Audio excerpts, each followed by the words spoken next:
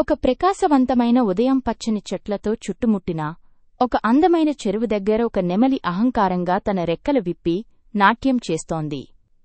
ఆ నీటిలో ఒక చిన్న వెండిచేప ఆనందంగా ఎగురుతూ నీటిలో ఆడుతోంది.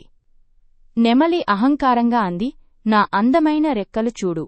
ఇవి ప్రపంచంలోనే అద్భుతమైన రంగులు కాదా? చేప నవ్వుతూ అంది, అవును, చాలా బాగున్నాయి. కాని నాకు నా ఇల్లు అంటే ఇష్టం, ఈ చల్లని నీలి నీరు. నెమలి నవ్వుతూ అంది, నీరు? నువ్వు ఎగరలేవు కదా? నీ జీవితం ఎంత బోరుగా ఉంటుందో.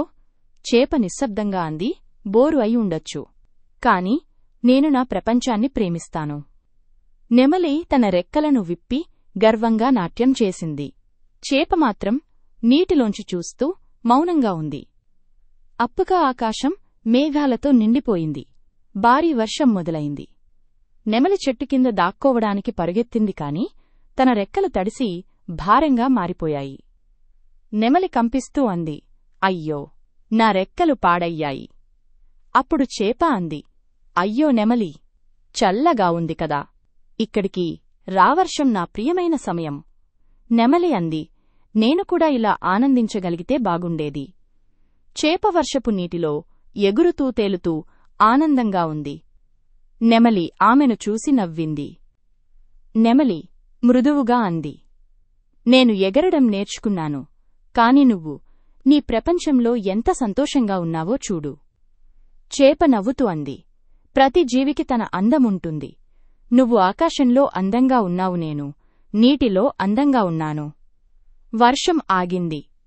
ఆకాశంలో ఒక ఇంద్రధనస్సు వెలిగింది. నెమలి రెక్కలు మెరిసాయి. చేప నీటిలో కాంతివంతంగా మెరిసింది.